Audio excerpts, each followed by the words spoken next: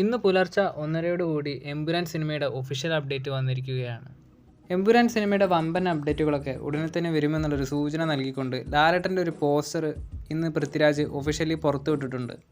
എമ്പുരാൻ സിനിമയുടെ IMAX റിലീസൊക്കെ confirm ആയിട്ടുണ്ട്. എന്തായാലും സിനിമയുടെ ഭാഗത്തുനിന്ന് ഒരു ഐമാക്സ് റിലീസ് പോസ്റ്ററൊക്കെ വരുമെന്നാണ് പ്രതീക്ഷിക്കുന്നത്.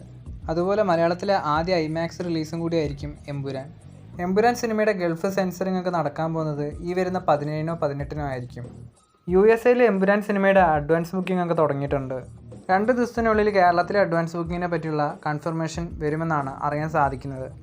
ലൈഗ പ്രൊഡക്ഷൻസും ആശീർവാദും തമ്മിലുള്ള പ്രശ്നങ്ങളൊക്കെ നമുക്കറിയാം. അതായത് ലൈഗ എമ്പുരാൻ സിനിമയ്ക്ക് വേണ്ടി നിർമ്മിച്ച തുകയൊക്കെ ആശീർവാദ് സിനിമാസ് കൊടുക്കണമെന്നൊക്കെ പറഞ്ഞ് പല പ്രശ്നങ്ങളും ഇപ്പോൾ സോൾവ് ആക്കിയിട്ടുണ്ടെന്നാണ് അറിയാൻ സാധിക്കുന്നത്.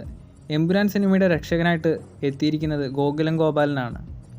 ലൈഗ പ്രൊഡക്ഷൻസ് സിനിമയ്ക്ക് വേണ്ടി മുടക്കിയ തുകയെല്ലാം ഇപ്പോൾ ഗോകുലം മൂവീസ് കൊടുത്തിട്ടുണ്ടെന്നാണ് പറയുന്നത്. ലൈഗ പ്രൊഡക്ഷനെ പൂർണ്ണമായിട്ട് സിനിമയിൽ നിന്നും ഒഴിവാക്കിയിട്ടില്ലെന്നും പറയുന്നുണ്ട്. എന്തായാലും ഗോകുലം മൂവീസിൻ്റെ പേര് ഉൾപ്പെടുത്തിക്കൊണ്ട് ഒരു ഒഫീഷ്യൽ പോസ്റ്റർ ഇന്നോ നാളെ ആയിട്ട് സിനിമയുടെ ഭാഗത്തുനിന്ന് വരും. ലൈഗ പ്രൊഡക്ഷൻസിൻ്റെ ഇപ്പോഴത്തെ അവസ്ഥ നമുക്കറിയാം.